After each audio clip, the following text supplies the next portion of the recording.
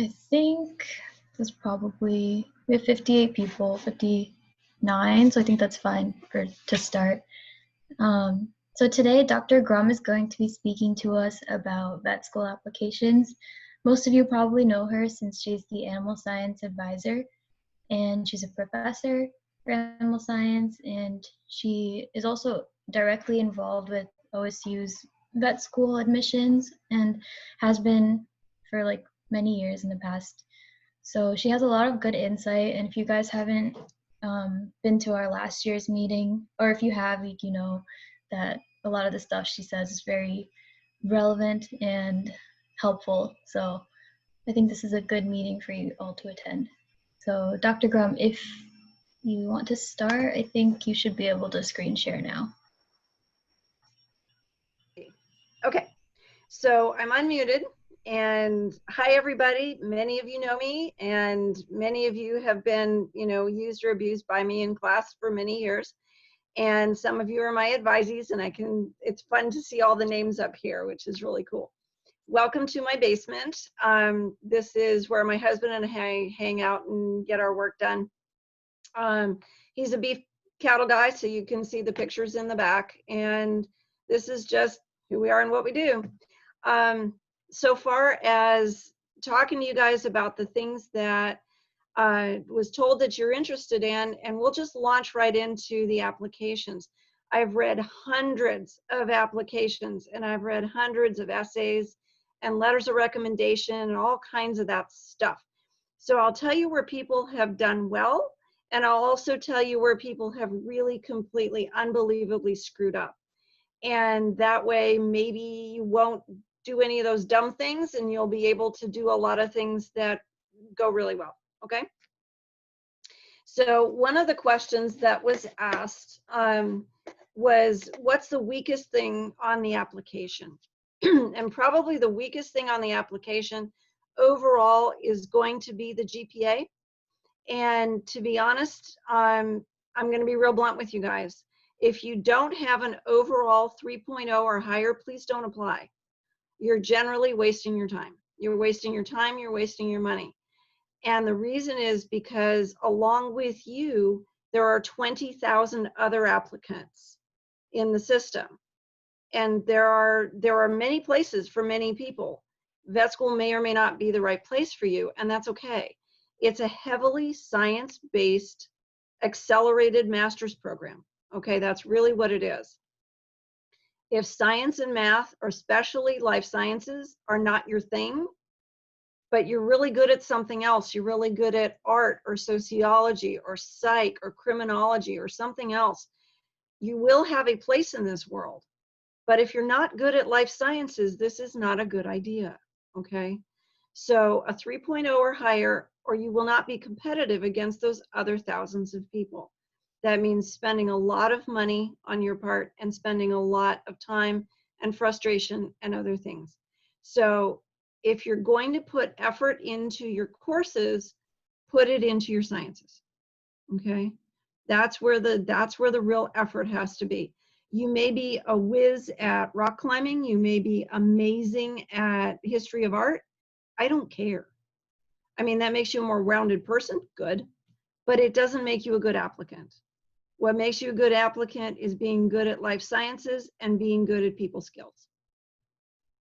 The second place that I see some really big deficiencies are that you don't fill out the application completely to the point where people really know who you are. You leave stuff out. You forget to tell them that you were an Eagle Scout. You forget to tell them that you coached, a girls' soccer team all the way through high school. Or you forget to tell them about awards or about acknowledgments or prizes or recognitions that you got, because you're like, oh, that's not important, or I don't want to oversell myself. Please sell yourself, okay?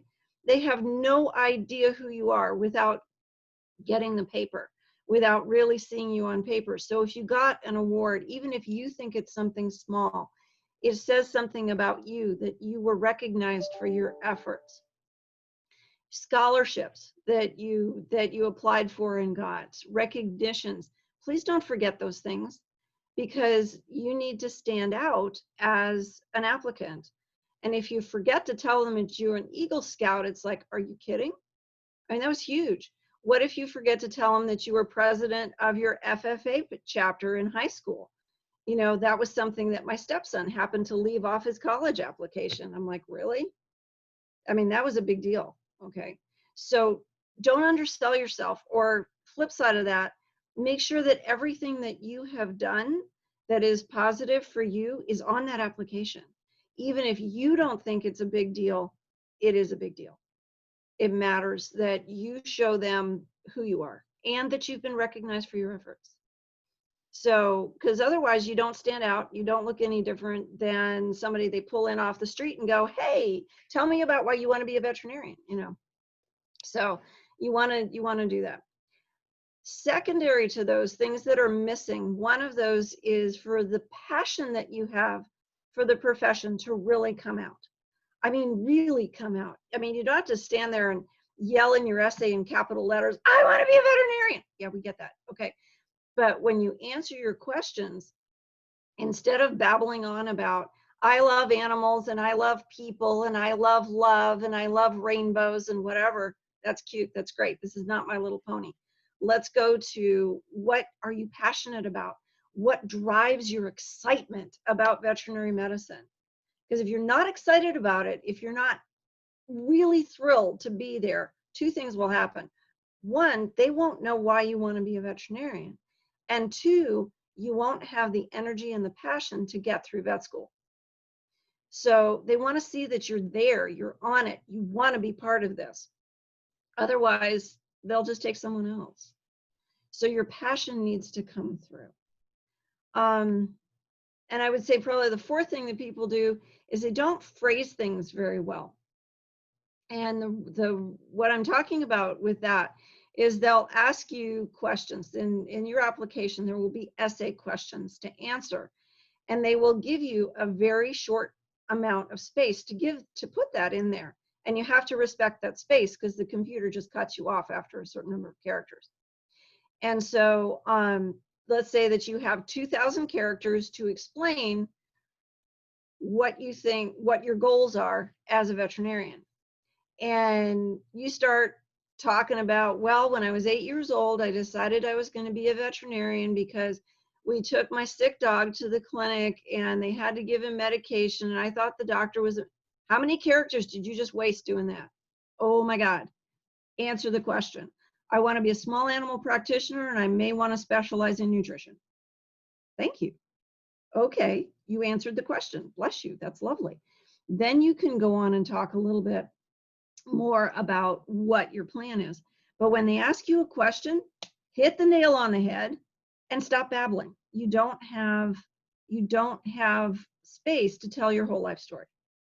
So remember that the people who are evaluating your application are graduated veterinarians with experience.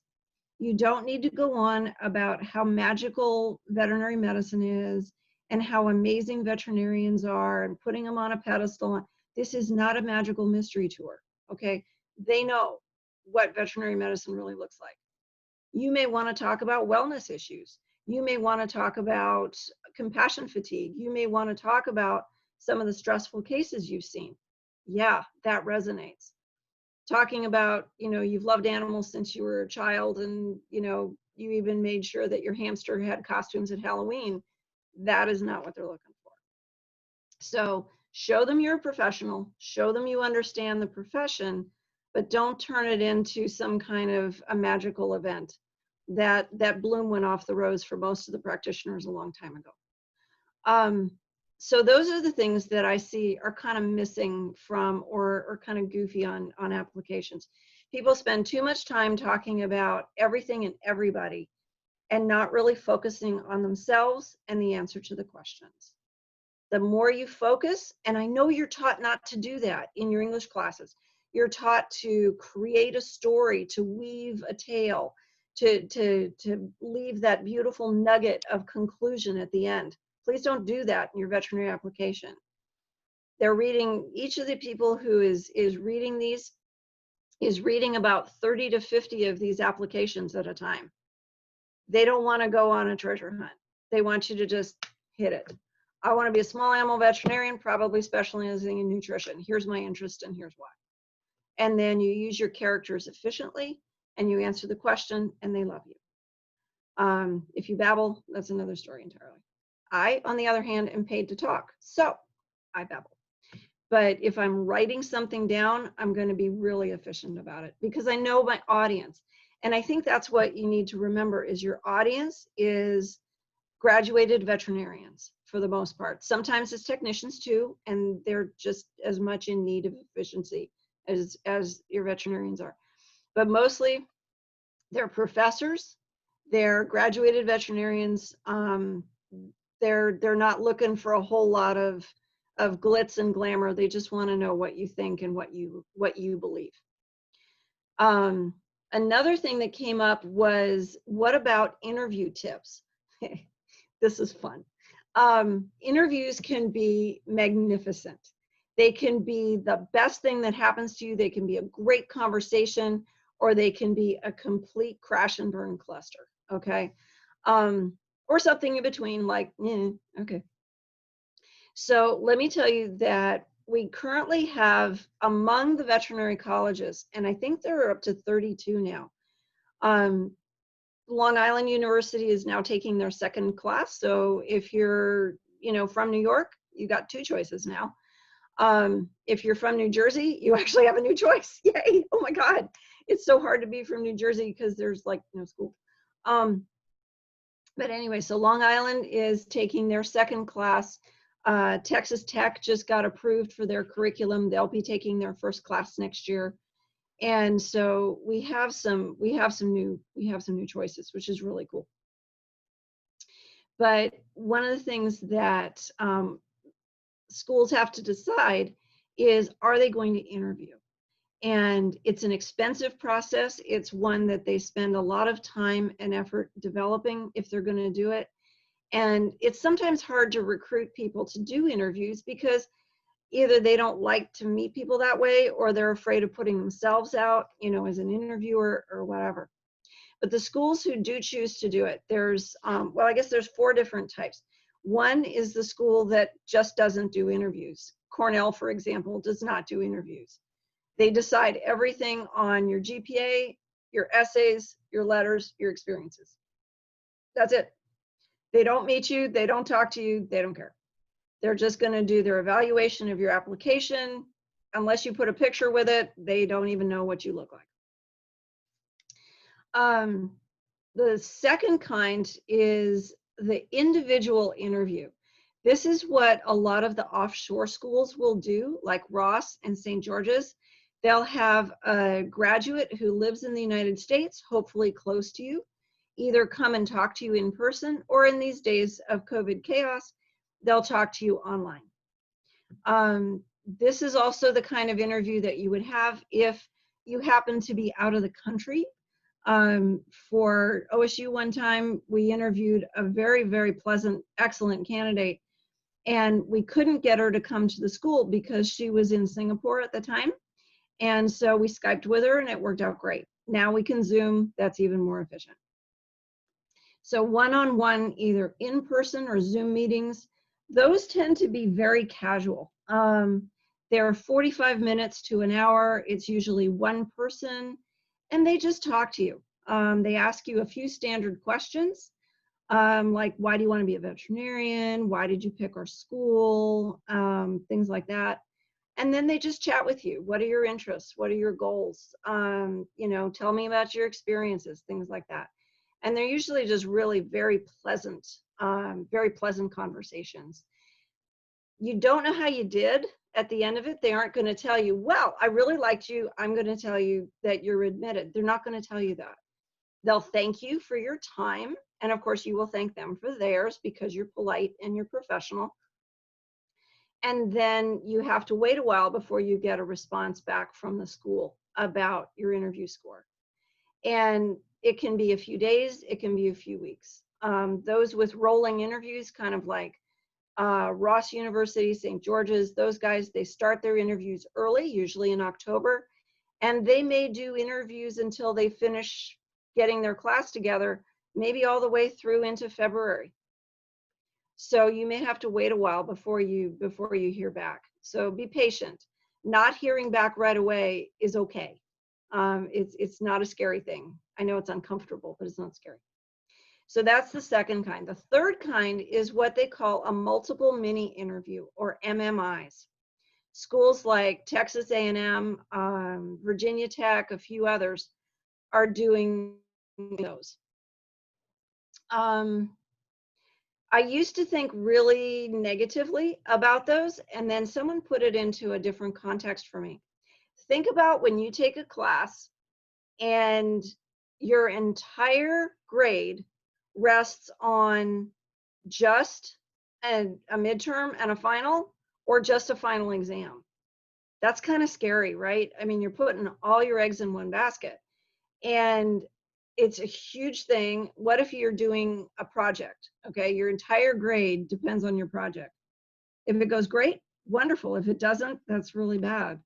Well, what the multiple minis do instead is they give you multiple scenarios so that each one of them isn't as high value as a single exam or a single interview. And then they add all those little subscores together. Okay, what they're doing is the school has decided 6 or 7 or 8 human characteristics, personality traits that they would like to test, such as ethics or reliability or leadership skills and things like that. And then they'll pick 2 and create a scenario to test those qualities. And then they'll pick 2 different ones for the next one and mix and match it. So generally you have between 6 and 10 scenarios. And what you do is you come into like a room or a hall, and they give you the scenario. You have a couple minutes to read it, a couple minutes to think about it. And then you have 5 or 6 minutes to tell them how you would handle that scenario. And it may be something like, you saw one of your classmates cheating on an exam. This is an old friend that you've known since high school. How would you handle it? Or you have somebody call you out to their farm, and they have a 20-year-old pony who's in great condition. I mean, great body condition, wonderful health. And they want you to euthanize it because it was their daughter's horse, and she's gone to college and she doesn't want it anymore, and they don't want to feed it anymore. So what would you do? So scenarios like that, they're testing your ethics, or they're testing your empathy or your compassion, or your ability to talk to an owner about a difficult situation or something like that. So then you play out your scenario, you tell them how you would handle it, and you go on to the next one. And the next candidate takes your place in that room, and it goes on like that. You're usually done in about an hour to an hour and a half, and you'll come out of there going, I wonder how I did, because they can't give you any feedback. And so you've gone through like 6 quizzes instead of 1 midterm. And you may have done beautifully in 1 or 2 or 3 or 4, and maybe 1 or 2 didn't go so well. But your ending score can be really good. But you just don't know. And usually you get feedback from those guys pretty quickly within a few weeks, and they've decided their class, they tell you yes or no, and you go on from there. The one style I don't know anything about right now, because I haven't had any students go through it, and I've never done it, is something called the CRISPR test. And so that's not something I'm familiar with. There's a couple schools doing it. Michigan State's trying it out. There's a couple other ones. It seems like a personality test more than anything else. It's fine.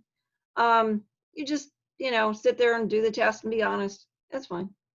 The last style is the one that I'm the most familiar with. And this is where you are asked to an interview.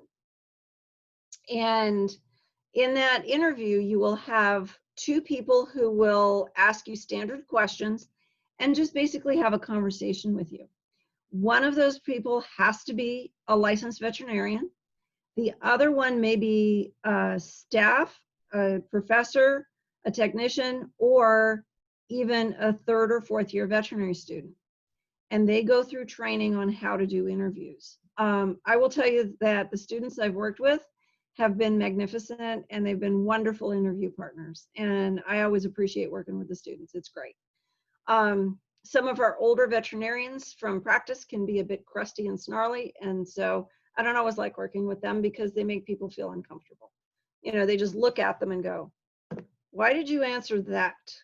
You're like, oh my God. And you watch the person just sort of lose it. But the students usually are really good interviewers because they're looking at you coming into vet school as future employees or colleagues. And so they're going to ask you questions and talk to you like someone who may be wanting to hire you. And those are usually really good interview styles. In those interviews where you have 2 people, it's about a half an hour or 45 minutes. There's usually a standard set of questions that they ask absolutely everyone. And then there's usually kind of like a wild card question that lets you just talk for a while. Any of these, you want to be honest, and you want to be as as relaxed as you can be, because when you're scared to death, you don't always come across, well, you don't come across as yourself. And they want to get to know you. They don't want to know some fake little person. I had one guy I wanted to just throw out after 5 minutes. And this guy was a jerk. He didn't come from OSU. He came from somewhere else. But he sat there and he had a flip little answer for everything. Oh, yeah. You know, you'd ask him a question. He's like, well, we did ask him, one of the standard questions was, have you ever made a mistake and how did you handle it? And he goes, not that I know of. And if I did, I don't regret it. And I'm like, you're an ass. I mean, is this someone you would want to go to as a veterinary client? Of course not. He's an ass. And anyway, that kind of thing is not necessary. So you just act like you know, like when you go in to see your advisor, or when you're talking to me, or when you're in class. You guys are awesome, okay? If you get to the interview stage, you have beat out 75% of the applicants who have applied to that school. That's huge, okay? If you get to the interview stage, you are in the top 25% of those applicants. That says a lot about you as a qualified applicant and as a quality human being who is ready to go to vet school. And basically, they're choosing between you and the person being interviewed in the next round. You know, it's usually down to 1 out of 2 or maybe 1 out of 3. So, I mean, you're real high quality if you get to that interview, no matter what happens, okay? No matter what happens. So when the answers come out on the interviews, and I'll go back to what you can do to improve your interviews, I'll go back to what you can do to screw them up too. When it comes to the interview, after they're done, they'll thank you, you will thank them, and usually you'll hear back within about 3 to 4 weeks. You could hear back as fast as about 2 or 3 days. If they absolutely loved you and they decided, my God, this person is so high on our scale, because everything has a rubric, okay, there's a number attached to everything. If you're so high up on the score that nobody's really going to knock you off of that pedestal, they'll call you and they'll ask you if you want to be in the class. So that can happen too, and that's pretty cool. So after the interview, they can't tell you how you did. That would be fun, but unfortunately, usually they can't tell you that. What they can tell you is that you'll hear back from the school within a certain amount of time. OSU, you usually hear by the middle of February. And so the answers that you'll get from the school with your application, I mean, you turned it in September 15th, for God's sake, why the middle of February? Okay, it takes a while, but they're doing a lot of these interviews, and they're doing a lot of applicant reviews. So you need to be patient. It's a slow process. To give you an idea, my application was due October 1st. I didn't hear anything after my interview until April 12th. And then it was by snail mail. So, you know, February's better. Things that you can do to destroy your interview in a heartbeat, okay? Number one is act like a lunatic. I have had people who are so excited about being at the interview or that they possibly could be part of veterinary medicine, they're acting like they're on uppers or something. They're nuts. I had one girl, she was just like jumping across the table and slapping the table and screaming and yelling, and we're like, okay. Yikes. And my interviewer was literally backing away from her. No. I've had people do all kinds of crazy stuff. Try not to play with every body part you have during the interview. Twirling hair a little bit or playing with a pen or something is fine. But if you're pulling at everything, that your clothes, and you're rearranging your hair and you're undoing and redoing your jewelry, and you're like, are you kidding? Hold still. How's this going to be with a client? You can't be doing stuff like that. So acting like a nut, not a good idea. I had one girl, oh my God. She came from a state north of here, not very far. And she came down, we were doing interviews. It was cold, there was snow on the ground. There was snow on the ground where she lived too. She showed up in a wool mini dress, a scarf, orange tights, and hiking boots. Okay. Do you have a coat? No, I didn't know there'd be snow here. We're still in the Midwest. It's January. What do you expect? Okay, never mind. And so we said, okay, it's time for us to take you upstairs to the upper rooms upstairs, and we're going to interview you for about a half an hour. She's like, great. And she runs up the stairs, and I'm like, you want to wait for the two old people to walk up, because nothing's going to happen until we get there. But she's like all excited and stuff. And don't do that. Just breathe. I don't think she breathed once. Anyway, so acting like a nut. The other three things you can do to completely ruin your interview: lying, crying, and dying. They have your application in front of them on their iPad or their laptop. Don't make stuff up. If you put it in the application, that's the truth. If you make something up or you change something, they're going to know it. So just tell them the truth. Number two,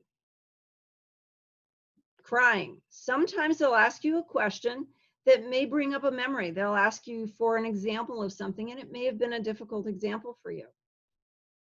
Try not to use that example, because if you start crying, that's not going to work out too well. The only time you should be crying with a client is if you're euthanizing a long-term patient and they're upset and you're upset and it's all been very difficult. In the interview, no. So no crying, okay? I had one girl who unfortunately started crying and she couldn't compose herself. And after 10 minutes into a half-hour interview, she excused herself and left. What do I do with that? I mean, we couldn't finish it. It was tough. And then dying. Oh, I have to tell you this story. It's the most, story. So this young woman interviewed. Her parents brought her. Her parents sat with her at the interview, which is fine. Okay, they can come, but they can't come into the interview. Her dad tried to come into the interview with me, and I'm like, your daughter's an adult. We're not going to do this. And oh wow, stink eye. It was great. I should have known what was coming. Anyway, so we're sitting there, we're talking to her. In those days, we had stick-on name tags. And so I'm talking to this absolutely wonderful person. I had hoped she looked great on paper. She would not make eye contact with us. She looked down the entire time. I can't tell you what color eyes she had. And the whole time we were talking, she would give little answers, kind of. We got to a leadership question, and she goes, well, when I'm in a group, nobody knows I'm there. And at this moment, her name tag peeled off and fluttered to the floor. I don't know how to deal with that. I was like, how am I supposed to score this? This is not a veterinarian. This is somebody who is scared to death and is dying right in front of me. We thanked her. We took her back to her over micromanaging parents, her helicopter wop, wop, wop parents. And my co-interviewer goes, what do we do with that? And I said, well, do you want her in your class? And she's like, my God, no, she'd get eaten alive. Yes. So lying, crying, dying, and acting like a crazy person, that will destroy your interview. So a couple of other things. If they do in-person interviews or Zoom interviews, ladies, I'm talking with you. Makeup, modest. Hair, modest. Jewelry, modest. Do not look like you're trying to do an interview for a pole dancer, okay? Your interviewers are going to be graduated veterinarians, not clients, all right? So look nice. You're not impressing anyone with a potential wardrobe malfunction, okay? That does not help. Guys, do something. Wear a tie clip that's interesting. Have a pin from your school on your lapel. Do something, because y'all tend to walk in a white shirt, black tie, black jacket, and nothing. And you're really cookie cutter, all right? So wear a dress shirt that has some color to it, you know, like a green or a purple or something. Pink, not so much. Y'all, a few of you look great in pink. But a lot of you look really good in something with a little pop of color to it. Bring out that color of your eyes. Bring out that hue in your skin. You don't have to be the cookie cutter, white shirt, black blazer stuff, okay? Pop it out. But crazy ties are not necessary. We started interviews around Christmas time one year. Guy walks in with a light up Rudolph the reindeer tie. The nose blinked, okay? And the nose blinked through the interview. And I was like, turn that off. I'm not doing this. You know, it was just nuts. So something with color, something interesting, maybe, you know, a pin that you like, or, you know, an interesting tie or something. But you want to stand out a little bit, but you don't want to stand out like a crazy person. Does that make sense? Hopefully. So when you get to the interview, whether it's in person or on Zoom, you want to have as good eye contact as you can, and especially on Zoom, as few distractions as possible. So this is not the time for your little brother to come in and want to play cards with you. It's not the time to let your crazy new puppy zoom around the house and potentially run across your keyboard, you know, stuff like that. As much as we love your pets, this is not the time to do that. So real good eye contact, but not insane eye contact. I had one guy, and in person, he was even creepier. His name was Andy, and I remember him because he scared me. This guy was taught in one of these Toastmaster classes to make good eye contact. So he did. It was scary. And we even got to the point where we couldn't even look at him anymore, because like he never blinked, he just stared. And then we asked him, so one of the questions was, if you don't get in this year, what's your plan? And he goes, you can't get rid of me. I won't go away. And I thought, yeah, you will. So creepy, not necessary, but normal eye contact, okay? At least let them know what color your eyes are. If you do an interview in person and they allow it to happen again, we are allowed to shake hands. I encourage you guys to have a good firm handshake. Do not grip and crush. And if you're one of those people who get sweaty hands, wipe them off before you grip the person, so that you're not a wet fish when you grip them, because right? If your interviewer wipes their hands on their jacket after touching you, that's not a good sign. So nice, firm, dry handshake, okay? And you may have to practice it on some people. I do encourage you to take a notebook or some kind of a note card or something like that with you, because as you're being interviewed, you may think of some things. You may think of a question you want to ask, or you may think of a point you want to make during the interview, but while you're talking or they're talking, it's going to fly out your head. So write something down, and especially when they get to the point where they say, do you have any questions for us? Automatically, the first thing out your mouth should be yes. And then if you have something written down, you don't have to kind of fuddle around for it. So have some questions planned in advance. There are some good questions to ask, like about their particular program, or maybe some of their more well-known graduates, or opportunities for, I don't know, research or externships or whatever. Questions like, did I do a good job as an interviewer, as an interviewee? When am I going to hear? Should I do something to improve my application? First of all, they can't answer that. And secondly, it makes you sound desperate and pathetic, not professional. So have professional questions about their program, about their graduates, about their curriculum, things like that, but not about your own candidacy, if that makes sense. One of the places where we have, or two of the places where we have some problems with interviews, and even though you're wonderful human beings, sometimes y'all don't interview very well. And one of the things that happens is you talk about other people too much and you don't talk about yourself. I know we are taught not to blow our own horn, okay? This is one of the few places where you do need to do that. You need to let them know who you are, and this is your chance to do it. And so when they say, what are your goals as a veterinarian? Tell them right off, start talking to them about that. I want to do this. I believe this. I'm interested in this. It sounds very self-serving, but this is the only time you're going to be able to do it anyway. So a lot of I words, a lot of me, myself, this is what I'm interested in. This is what I believe. This is what I think.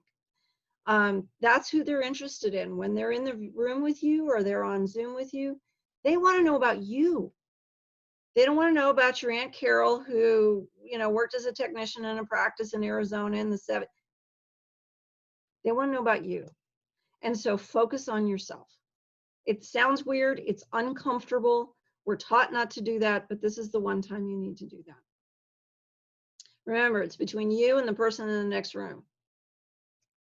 The other thing is that sometimes these questions have examples. For example, they'll say something like, tell us about a time that you had problems getting along with someone and how you handled it. Now, you need to answer that one honestly, but you have to be careful too. You can't say things like, oh, I get along with everybody. Everybody loves me. Are you on drugs? That's not true. And the reason it's not true is because you've been getting experiences, you've been going to class, you've been doing group projects, you've been doing things like that. You've pissed off somebody at some point, or they've pissed off you. Okay? That's true. All right? That's true. But the way you have to phrase it, you have to be a little bit careful. Okay?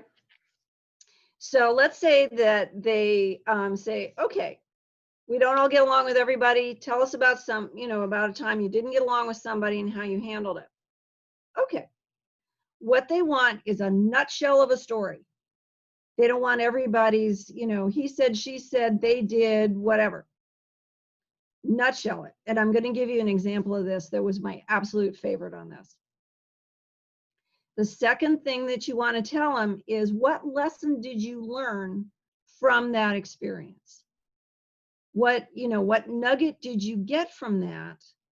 And what you're showing them is, I can learn from my life experiences. They want to know that you can do that, because veterinary medicine is an ongoing learning experience. Those of you who are in class with me right now, you know darn well I'm learning right along with you in some situations, especially technology. Goodness. Anyway, and so you tell them, what did I learn from this? And then the last piece, and if you do this, they're going to love you. You tell them, with this lesson, this is how I would use this lesson as a veterinarian. So nutshell it, what'd you learn from it, and how would you use it? Hang on just a second, my husband's at the door. Yes. We're gonna go after the Okay. So we'll be right back. Sounds good. Thank you. I ordered pizza for us tonight. Anyway, so for example, that question about getting along with people. So I had this lovely candidate. She was brilliant. She was funny.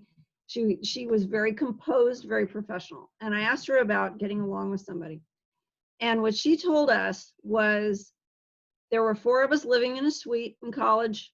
3 of us stayed with the rules and the policies. 1 did not. We let it irritate us for a long time before we did anything about it. We called in a mediator. It was too late. We lost the roommate. We lost the friendship. She said, I learned from that I really have to get on things that, relationships or problems right away and not let them fester and not let them get out of control. And she said, as a veterinarian, if I have a problem with a colleague or a staff, I'm going to address it right away because I don't want this same thing to happen again. That was it. And I was like, wow. You had it, you dealt with it, you learned from it, you know how you're going to use it. It's in a box, you wrapped it up with a bow, bless you. Okay. That afternoon, I got the roommate as an interviewee. No one else in the room knew about it, except I recognized the address. It was unique. And I thought, oh, this has to be the roommate. So I asked her the same question because we were all asking the standard questions. And she went off. I got every blow by blow. He said, she said, they did. This is what they did to me, blah, blah, blah, blah, blah. It went on for a while. My eyes were rolling back in my head. Didn't need to go on like that. Okay. And so then I had to ask her, don't make me ask you this. You should come out with it. What did you learn from this experience? She said, oh, I learned that even your best friend will stab you in the back. All right. So I said, well, it's interesting because, usually we learn from these things. How are you going to use this lesson as a veterinarian? She goes, oh, I'm going to have my spies and informants within my staff. No one's going to pull something like that on me again. Would you like to work for this person? Would you like to be her staff member or her client? Yikes. Obviously unresolved issues. Okay. So then I said, I interviewed your roommate this morning. And she goes, oh yeah? I thought maybe she would be a little graceful about a colleague, be professional, try it. Anyway, no. She turns around and she goes, oh yeah? She throw me under the bus again? I said, no, actually, she was quite gracious.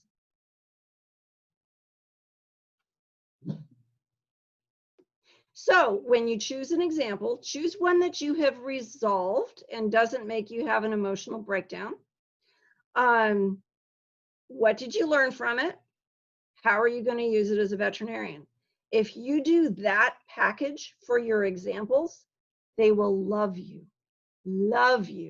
because you're really asking you're answering what they're asking.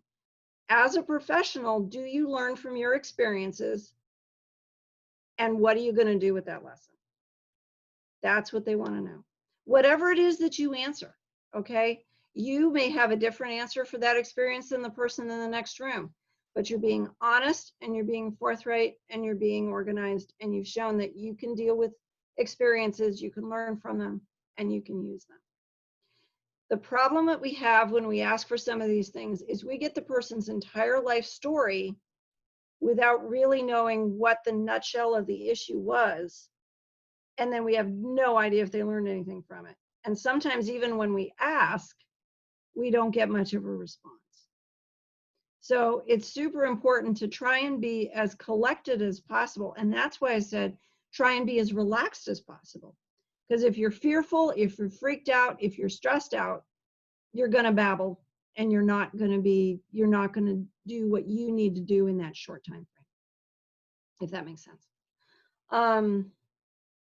At the end of the interview, they're going to ask you, do you have any questions? Yes. And then usually have 1 or 2 questions prepared that you may have written down while you're talking, or that you may have written down in beforehand. And then at the end of the interview, always thank them for their time. I guarantee you none of these people are being paid for their time as an interviewer. We do it out of the goodness of our hearts. And actually we do, because we love meeting y'all and it's great. So thank them for their time. They will thank you. And then send them an email thank you afterwards. Do not text, do not tweet, none of that crap. They're older than you. Don't do it. But an email is fine. And if you don't know their email, then you can ask the receptionist at the school for their contact information, and you can send them an email. An email afterwards is a professional thing to do. It's a very positive thing to do, and it will make you stand out as a candidate, as someone who is really interested and engaged in the process. Okay. I think that's about, oh, and so far as the applications go, the applications are opening in January now, and they close September 15th. Two things to not do. One, you need to jump on this thing in January and milk it for 8.5 months. Get to it when you have time to get to it. You want to wait until the end of spring semester? 4 months is plenty of time to do your application, I promise. All right. What you may want to do from January until September is build up the bank account to pay for this, because they're not cheap. What you want to do, though, is you want to check their prerequisites. Once the application's open, the prerequisites do not change. They can be changing between now and then, and some of the schools may change their prereqs from last year to this year. 1 year OSU went through a big change, and we dropped the second OChem, we dropped physics, we did all that kind of stuff. So the schools you're interested in may change their prerequisites between or all the way up to January when the application opens. So watch the VMCAS or VMCAS site. It has a prerequisite chart on there, and you can go through and check your schools. So make sure you're doing that before you start writing your application, because you want to know if you've taken all the classes they need and stuff too. Something else you don't want to do is leave your invitations for your reviewers or your recommenders too late in the summer. Okay, they may be going on vacation, they may be doing other stuff. If you call them on September 10th, which one of my angels did, and say, can you write me a letter of recommendation? I know it's due in 4 days. Don't do that, please. Especially once the semester starts and you have professors who are helping you. We're kind of busy. Things, you know, we're teaching, you're taking classes. Don't make us write letters during this time. But if you start asking them in like May or June, it gives them plenty of time over the summer. VMCAS is the one that keeps nagging them on email. You don't have to, but don't ask them less than 2 weeks before the application is due. That's just mean. And they may not give you the letter they would have given you otherwise. And the third thing not to do is to wait until right before the damn application is due. It's going to take you a while to write this thing. It's going to take you a while to write the essays. It's going to take you a while to get your letters, to input all of your courses, to figure out how you want to word all of your experiences, how to remember all of your experiences, look stuff up.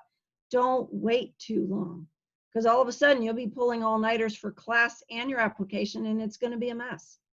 So give yourself that time to do it. I would say definitely get it started by May, but I don't know that you need to start in January. Okay, they're giving you 8 months, and for goodness sake, if you can't write 3 essays, some experiences, and get stuff down on paper within 8 months, yikes. Okay, but 3 or 4 months is good. 2 weeks, really cutting it short. 4 days, hell no. Okay, that's just never going to work. So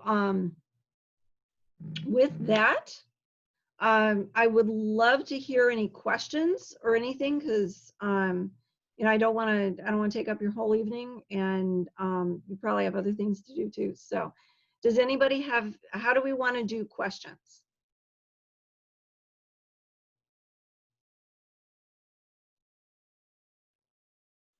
Sagari, this is up to you, dear. I think probably through chat would be easier for you, so you can go through them. Oh, okay. Well, so yeah, if anyone has questions, just feel free to put them in the chat. Okay. Let's see. Okay. Yep. All right. Oh, and the GRE, A lot of schools are dropping it. So come January, when the application opens, take a good look and see if any of the schools that you're interested even want the GRE anymore. A lot of them have dropped it. And if you don't have to take it, then you don't have to spend $200 in half a day of your time. I do recommend that you take it twice. Okay, the schools will take your higher scores of the two, and twice is usually pretty good unless you've taken it once already for something else. Your scores for the GRE are only good for 5 years. So if you took them recently, great. If you took them a while ago, you're gonna have to do it again. So let's see. Someone said, when you were talking about experiences for applications, do you want us to pull from back in middle school and prior, or only high school? High school and college, and everything from high school on. Middle school, you're sweet, you're cute, you're like 12, no. They won't let you do anything. But high school, you're 16, 17, 18, you probably were able to do a lot more things than you could when you were a younger child. Now, animal ownership is helpful, but it's not that interesting because everybody has pets, and most of the time as a child, your parents took care of them. So hopefully you have more than that on your stuff. Okay. Let's see. Are there any experiences that students have talked about that really impressed you? Yes. Oh my gosh. I had one lady, I love this woman. She is now a second-year vet student at OSU. She's brilliant, she's funny. She was a Cornell graduate, and she's a herpetologist. And I think I may have told some of you guys in class about her. She took a year off to teach herpetology to elementary kids in the Ithaca area. And so she would go from class to class, and she'd spend like an hour with the kids, and she would take her snake in a pillowcase. And so the question we asked was, have you ever been in a situation where you needed to make a decision, but you didn't have all the information? And she went, oh yeah. So she was in this 5th grade classroom once. She had her snake, and she told the kids, okay, I'm going to tell you about snakes and other reptiles and all this. And if you're really good, I'll let you see what's in my pillowcase. And one girl raises her hand. She's like, I know what it is. Really? How do you know? She goes, well, it's a snake because your pillowcase has a hole in it, and the snake got out, and it's somewhere here in the room. And a bunch of 10-year-olds are now screaming because there's a python loose in the room, right? And so they're up on their desks, and she's like, now what do I do with a bunch of freaked out 10-year-olds? And so she got them to stand on their desk, and they were up, and that was fine. And the snake had stretched herself out underneath the wall heater because she wanted to get warmer. And so she said, yeah, after that, she got a better carrier and didn't play that game anymore. So, but it was great. And she was just so animated and just so delightful. I got to interview with her 2 years later, and she goes, do you remember me? You did my interview. I said, yeah, you're the snake lady. And she's like, oh my God. But that story really stuck with me. Let's see. Oh, thank you. You said you can put experience from high school, yet VMCAS said collegiate level or above. I do think that if you have experiences that are leadership experiences, volunteer, community service, in-depth animal experiences, such as being president of your FFA chapter, or winning super showmanship for 4-H or something like that, I think it would be a mistake to skip that. I think they really need to know about that. If you don't put it in experiences, talk about it in your essays, because these are things that make you stand out. So yes, I think things like that should be in there. Owning a golden retriever as a 15-year-old should not be in there, okay?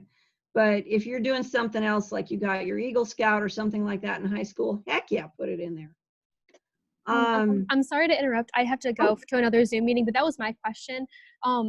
I already submitted my application, and VMCAS allows you to add new experiences in up until like, I think October 15th. Does that look bad to be adding? So like high school experiences, like OSU is not going to be like, oh, you turned this in after the deadline, like you didn't care enough to put it, like, it's not like a penalty, correct? No, you can tell them, like, they'll ask you, you know, and you can, I think you can email it in and just tell them, you know, this is a significant experience from high school. I was not aware that at the time that I should add it to my application, but I thought this is something that was significant enough in my life and in my heading toward veterinary medicine that you should know about it. Okay. All right. Thank you. Sure. Thank you for asking. Things specifically from high school not looking for. That's a time to sort of avoid if you got traffic tickets, totaled your vehicle, were arrested for something. Probably not. Don't bring up a juvenile record. That's not important. I would avoid the plain stuff like I spent 2 hours serving lemonade at a relay. I owned a parakeet. But things that show real leadership, real community involvement, yes, I would put those down. They're more interested in what you've done since you become an adult. But if you did some really adult things in high school, I think it's important for them to know those. Gap years. Gap years can be magnificent. Gap years can give you time to get experience, greater letters of recommendation, more life experience, more people experience, especially, again, leadership, community involvement, things like that. Gap years can actually totally work in your favor as long as you do something with them. If you live in your grandmother's basement and play video games for a year, no. But if you go out and actually do something to make yourself a better candidate and to get more involved in the profession, heck yeah. Heck yeah. I love it. You have my poster. Amanda's got our poster. I love it. I thought it was pretty similar. Actually, I found this in New York the other day and on Labor Day, and I just thought it looked just like yours. It does. And we've had that one for decades. My husband graduated with his PhD from OSU in '94. So yeah, that's fantastic. Oh my God, I love it. That's really cool. So gap years, as long as you use them and don't waste them, yeah, they can just make you really stand out. And that includes, like, if you go for a master's degree, or if you own your own business. I have one wonderful candidate who moved to Florida with her crazy ass boyfriend, and they broke up, but she ended up, you know, buying a business down there and running it for a number of years. And then she came up and oh my gosh, I mean, talk about standing out and showing that she can be a leader and she can take the initiative. It was very impressive. How important is a broad range of experiences? Okay, in your application, I have a small moth here who needs to die. Anyway, I don't do insects. So what they will look at when they look at your application is they will look at the breadth of your experiences as well as the depth of your experiences. Breadth meaning how many different major species have you worked with? And so the major categories are companion animal and non-traditional pets like hamsters and rodents and stuff like that. Livestock and birds, equine, wildlife and exotic, and research. If you can spend a significant portion of time in at least 3 of those, and significant means at least 50 hours or more, in at least 3 of those categories, you will be a better applicant. If you spend 2,000 hours working for one clinic, you're not very competitive. It sounds good, but you're not very competitive. If you spend 100, 200, 300 hours working in 3 or 4 different categories, you've shown that you've gotten experience within the profession and you haven't gotten tunnel vision. And so they want to see that, and it really is important. Veterinary versus animal. They would like you to have some veterinary experience in these different areas so that you know the profession that you're going into. You may be great with these animals, but do you know what the veterinarian who treats these animals actually does? And for me, the eye opener was equine. All right. I rode English. I was a hunter jumper. I competed all the way through high school. I have bunches of ribbons that we did not put up here. They're in a box in my garage somewhere. And I thought that was magnificent. I did everything with horses. I was a horsey girl. It was great. I worked with a horse veterinarian and went, are you kidding me? This is what you do? No. And so to me, I learned that if I'm going to work with something with a hoof, it's going to be a cow or a sheep or a goat. It's not going to be a pig. I know other people love them. Not my thing. It's not going to be a monkey. I do terrible with primates. I learned that working at the primate center in California. And I don't do great with other people's horses. I really don't. And so I think it's really important that you see both the ownership side of it as well as the veterinary side of it, if you can. Let's see. What should my priority be in terms of applying? If you're early on in your undergrad program, your focus is on your grades. That is the first filter. And so 40% of your application is going to be your grades. They're going to have 3 subscores for that 40%. One subscore is your overall GPA. That includes, you know, CCP classes, anything from high school that was college classes. It's going to include all of your college classes from wherever you have them. So all of your transcripts together. The second subscore is science and math prerequisites. That's why I said you got to be good in these classes, because these are the ones, and good means a C+ or better. C's don't make it anymore. Okay, C+ or better, preferably B's or A's. And then the third subscore is your last 30 credits when you turn in your application. So let's say you take biochemistry 4511. It's going to figure in your GPA. It's going to figure in your science prerequisites, and it's going to figure in your last 30 credits. So when you take these science courses, they can double or triple count in that GPA filter. So that's really important. Focus on those. If you do great in your pottery class, great. It adds to your GPA. I'm more interested in those classes that are going to count 1, 2, or 3 times within that subscore. So, you know, you're a great hang glider, whoopee. Congratulations, you got 1 credit of A. However, you bomb your physics class, that's 5 credits of whoops, okay?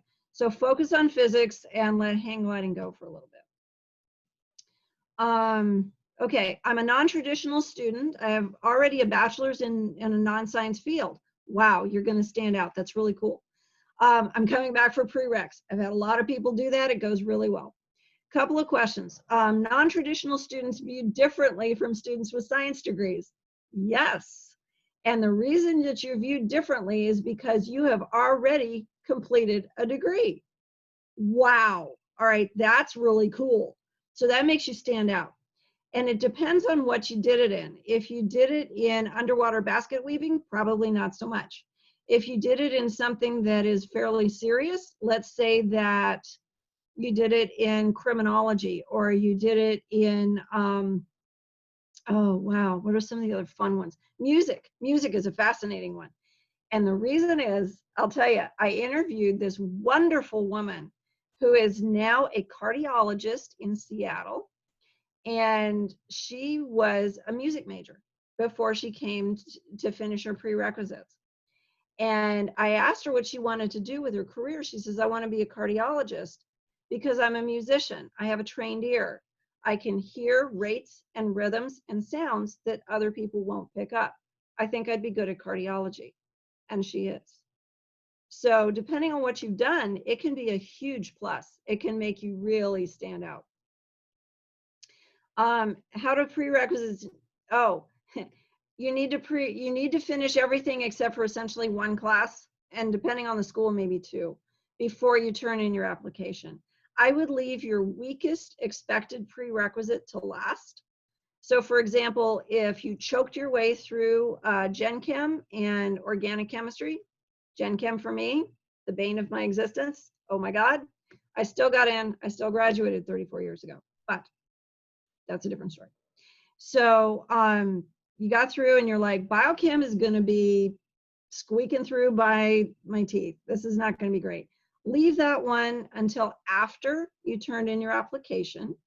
It's going to have a space on the application for planned courses. You put it in there and they'll be like, okay, she's going to take it. If they accept you, all you have to do is freaking pass the thing. Okay. So leave your nastiest prerequisite to last and take it after you turned in your application. Okay, with interviews being mainly virtual this year, yeah, what would you recommend to have in their backgrounds? Oh, that is up to you.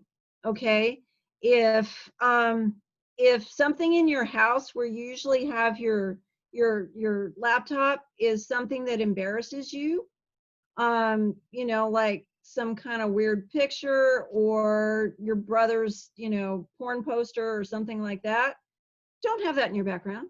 Okay, they don't like that.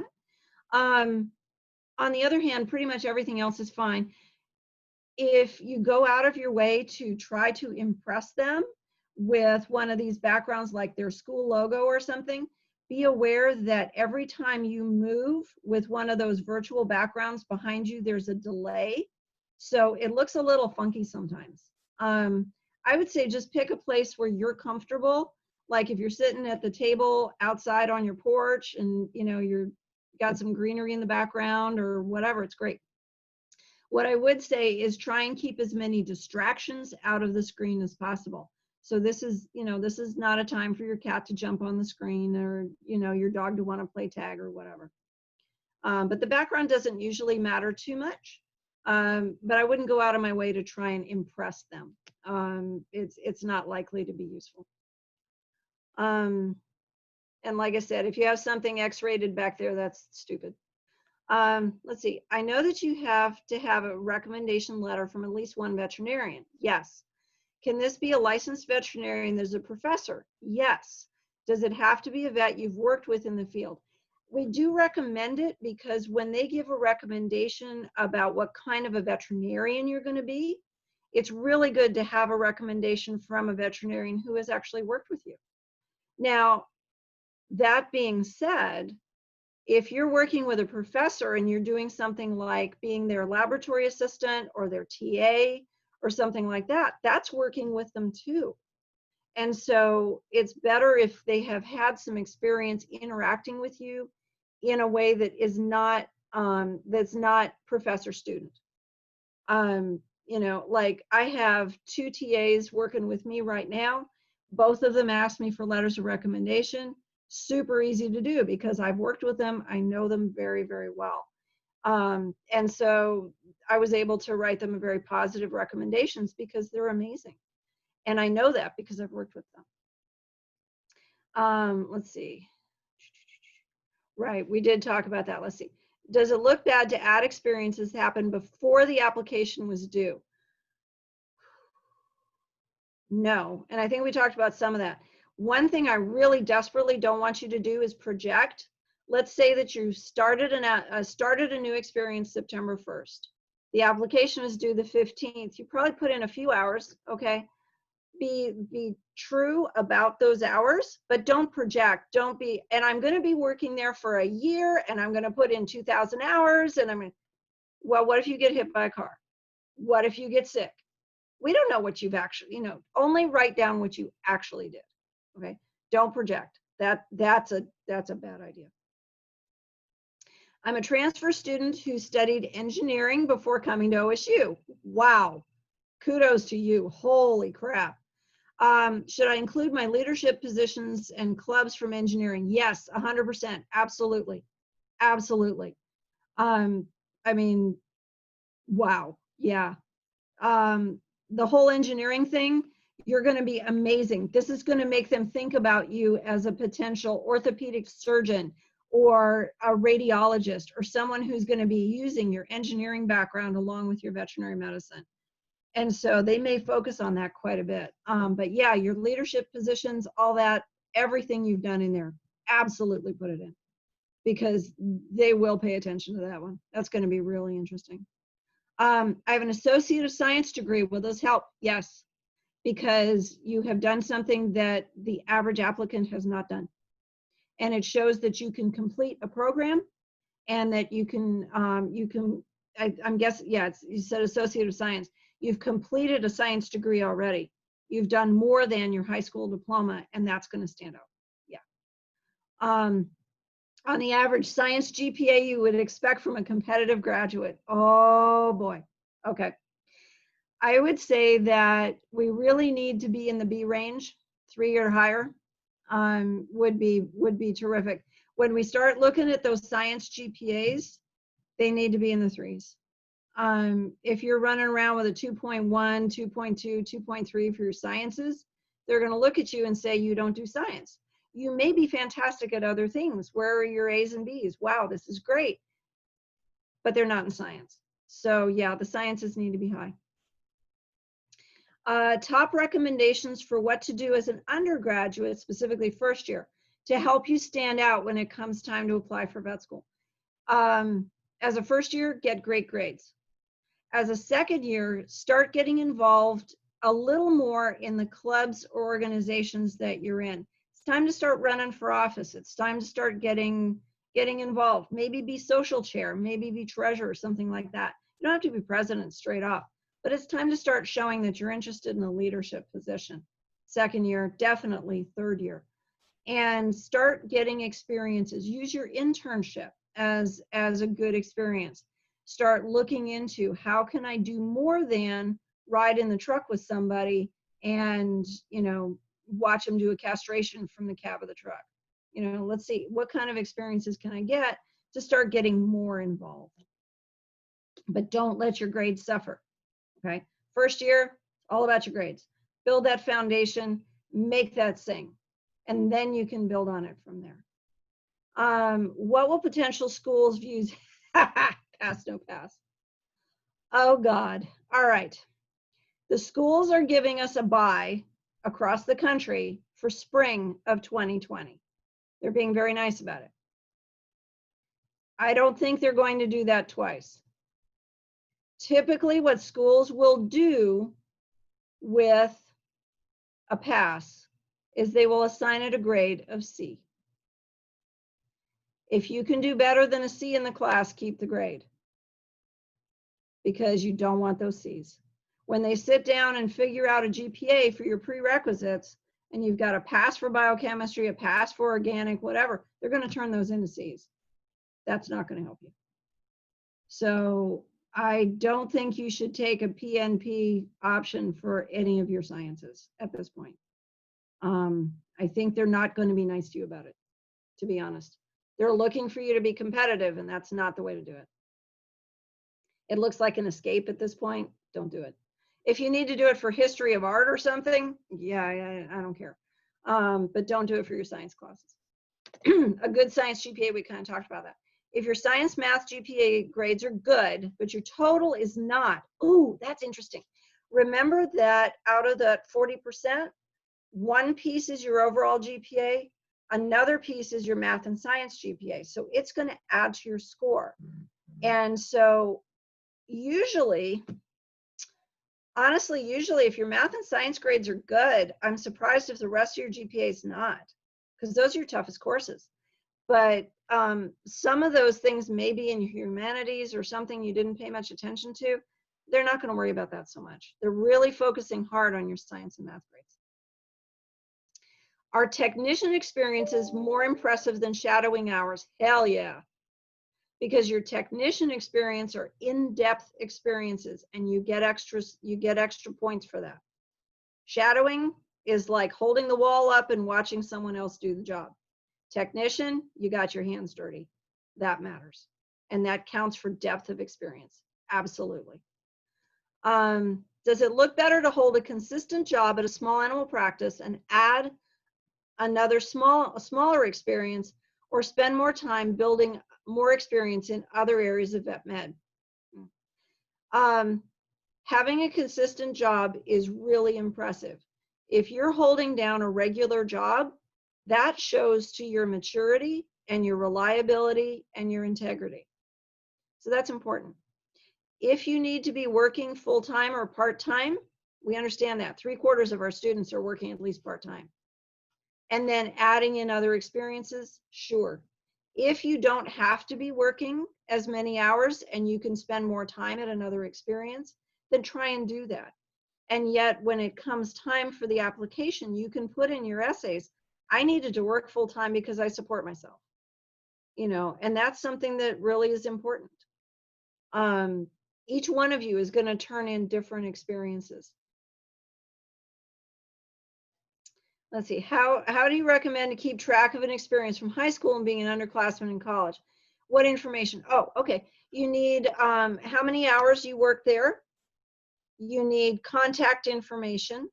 So who did you work for and how could they get hold of them, whether it's by email or phone or address or something. Having a legitimate address is a good idea, not just a web address, you know, because that way they're real and they have a physical address. And then I would write down a summary of the things that you did there so you don't forget, starting with the most important things like I helped them become AHA certified, or I created a new inventory system for them, or something like that.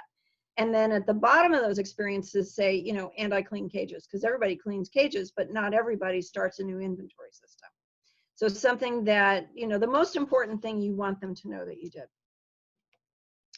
And just, you know, keep track of hours. Let's see. In work experience, is it okay to put down non-vet or animal jobs? Yes, because that tells us a lot more about you. For example, if you have done food service, if you have done retail sales, or you have done landscaping or whatever, yes, all of those things go in there. It shows your responsibility, it shows your work ethic, it shows your teamwork experiences, things like that. Yes, absolutely. They have to know that you can people as well as work with animals. Let's see. This is a more personal question. Okay. I was an exchange student in Japan in 8th grade. Wow. Oh, wow. Okay. How to include that?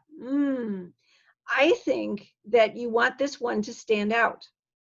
And the way to make this one stand out is to include comments about this in your essays, because you learn something from that experience that you'll be able to carry forward as a professional. And that's something you want to put into your application, into your essays, because when they read that, they'll go, ooh, that looks interesting. You don't want it lost in the list of experiences, okay? But I think that's a really good one to have in there, because it shows I'm willing to, I love Hannah's cat. I am willing to go outside my comfort zone, to go to another country, maybe a country where the language is not as familiar or the culture is not as familiar. Look at me, I'm diverse. I'm willing to be diverse. Guys, you have an advantage. Right now, you have a Y chromosome. That's going to make you stand out. You're different because you're in the minority. Most of the people applying to vet school, over 80%, are female. So when it comes to, you know, diversity and inclusion, y'all are kind of our token minority at this point. So you might capitalize on that a little bit. And this is going to sound a little blunt, but all y'all American white girls, guess what? I don't know where diversity and inclusion is going to come in there, because you're the majority of the applicants.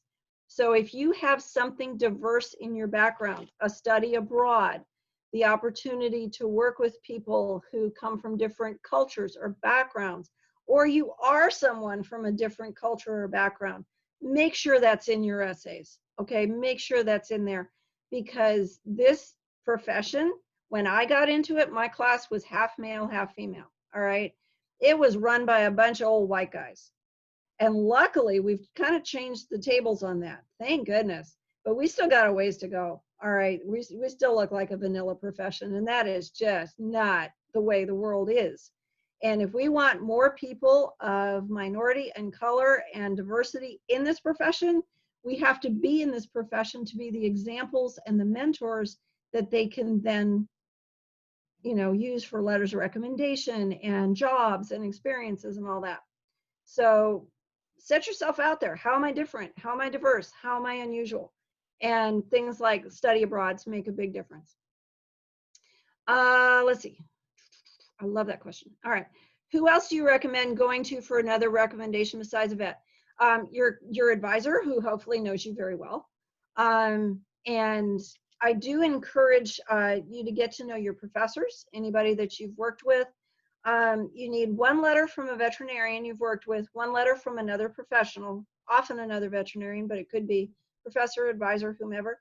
And then you need a third letter from someone who knows you really well, kind of like a character reference. Someone who knows you, they've seen you on your good days, your bad days. They know how you interact with people, how you deal with stress, how you deal with criticism, things like that.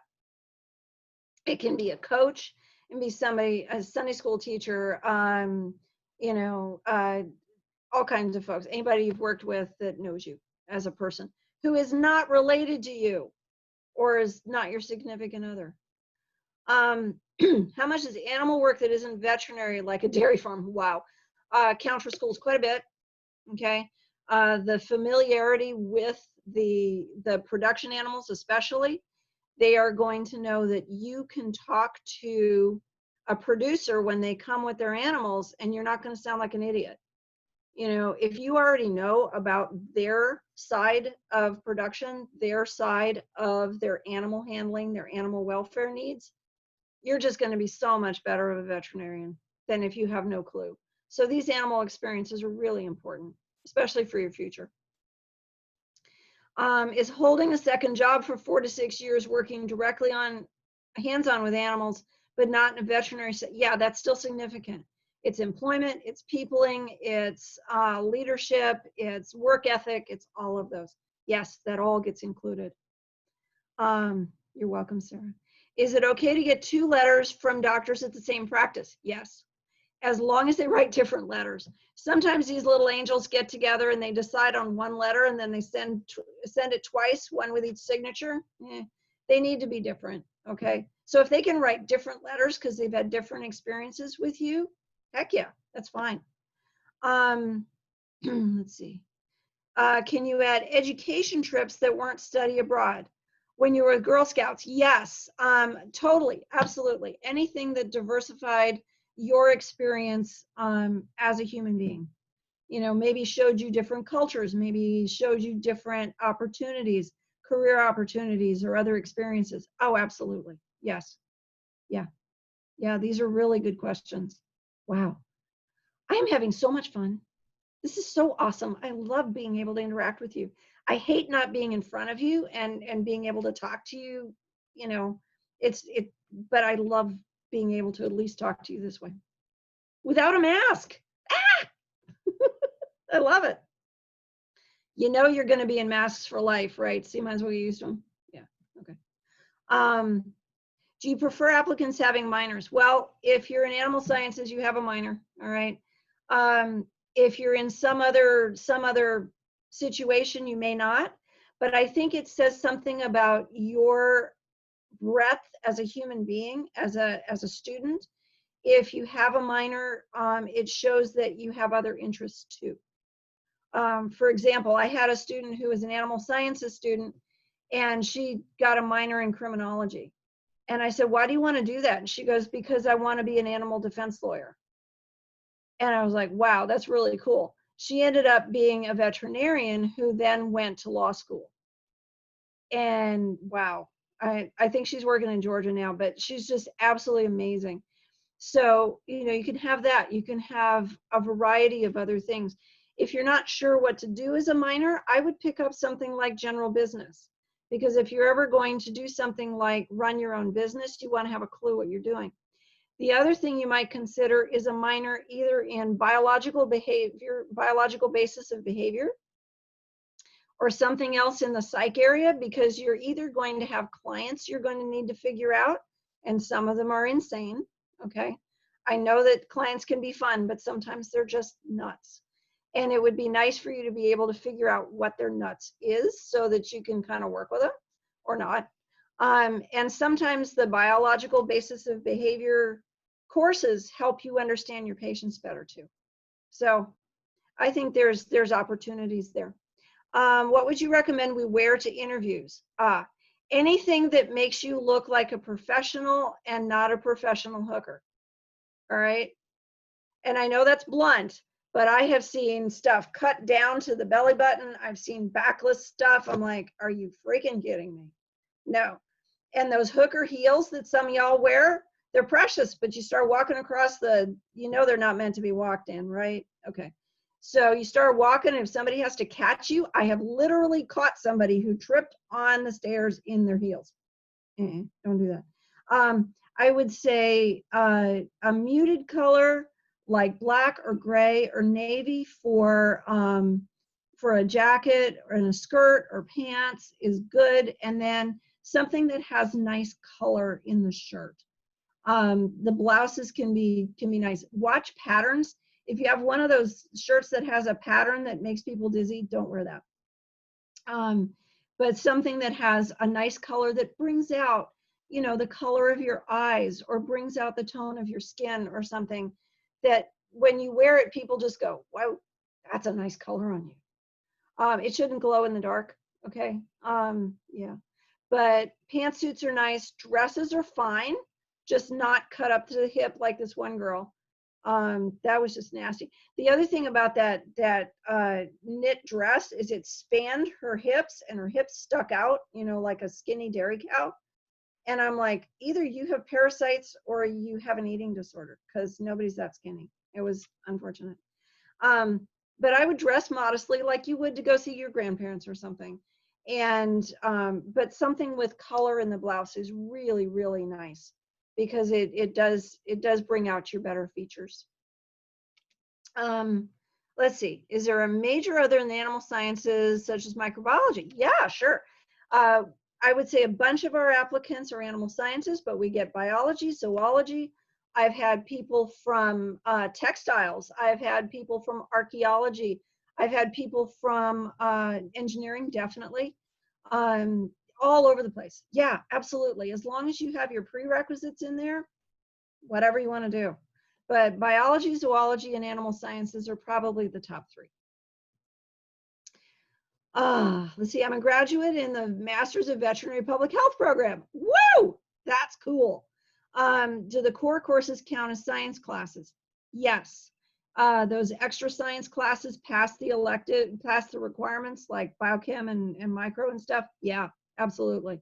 Absolutely.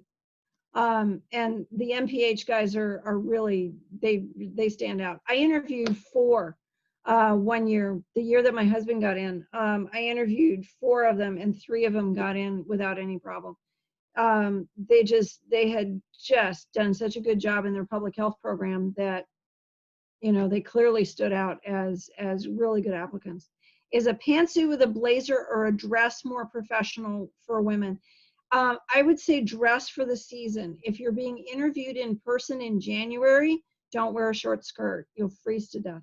Pantsuit's probably more appropriate. If it's Pennsylvania and they don't interview till April, a nice skirt is fine too. Just don't freeze. Hair tied back or down? It depends on how much you play with it, okay? If you're one of these people that's gonna play with your hair and twiddle your hair and chew on your hair and all that stuff, please tie it up, because yikes. If you're one of these people who is like talking with your hands all the time, sit on them, because it's distracting. If you like your hair down better than your hair up, then wear it down. As long as you're not doodling on it and chewing on it and play with it, it's fine. Cool. I have taken up a ton of your time, and I don't want you to feel like this has to go on until morning, kind of thing. Is there anything else anyone else wanted to ask? Sagari, how do you feel about maybe wrapping up at this point? What do you want to do? It looks like there's one more question in the chat if you want to answer, but we can wrap up soon. Oh yeah, let me answer that. Okay. I tend to talk slowly when trying to figure out how to explain something. That's good. That's better than running off with it and stuff. Okay, is that a problem? No. Many times what we'll do is you'll get a question and you'll need to think about it for a minute. And so instead of just like starting to babble, you can tell them, could I take a moment to think about this? And they'll be like, yeah, of course you can.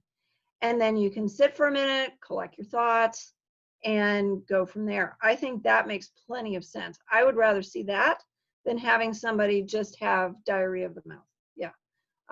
Collect your thoughts, sit back, figure out what you're going to say. That's fine.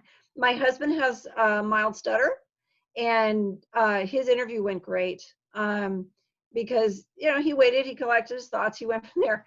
But he was also telling jokes through his interview, and I didn't realize, but he was in the room next to where I was interviewing somebody, and I could hear him through the wall, and they were having a lot of fun. And he doesn't talk very fast, so there's no reason for you to have to talk a mile a minute. How many ums can I use before it looks bad? If they start counting, that's a bad idea. I would say that a lot of us slip in an from time to time, and I'm noticing it now that I'm doing Zoom lectures and I'm recording them, and I'm thinking, oh my gosh, say this too often, like I just did. I sometimes, if you can collect your thoughts, it's better. If you have a speech pattern where you say the same word over and over again, like, you know, or like is a 4-letter word, people. Can we drop it at the door? Some of my angels, especially my younger students, I get the, so how are you doing today? Oh, like I'm great, but like my sister, she's having like a really big problem with her boyfriend, and like I just have to I have to tell you about this guy, and he's like, please breathe and stop that. Most of the time I tune it out, but don't do that during an interview. It's better to talk slowly and try and collect yourself than and like, and you know your way through it, if that helps. Okay, I think it's already like half an hour after. I know. Oh my gosh. You guys have been lovely. So much, thank you. though, for like staying so long and answering all these questions. I'm sure like everyone really appreciated it. I appreciated it. Well, I appreciate you guys very much. And, you know, I look forward to, oh, wow. Jeez. You guys are magnificent. And the fact that you are in this club and you are interested in this and you are planning to go forward and become professionals is so exciting. I have been out for 34 years. To be honest, I am starting to look down that other side of the curve. I'm starting to look at where does this end, and is it time for me to retire soon? And I want people like you who are coming into the profession or excited about it to be the ones who take my place. If I'm going to leave this profession, it's going to be to somebody who really wants to take it and run with it, because I love it and there's nothing else I would rather do. And another time we might talk about the whole wellness issue, because if somebody said to me, hey, knowing what you know about this profession and all the issues that are in it, would you go back and do it again? And the answer is a resounding absolutely yes. But I would go into it eyes wide open because I know what I'm getting into. So yeah. And thank you guys all very, very much. I appreciate this, and I hope that you have a wonderful rest of the semester. 6 weeks in, we are still here. Yes, yes. So thank you.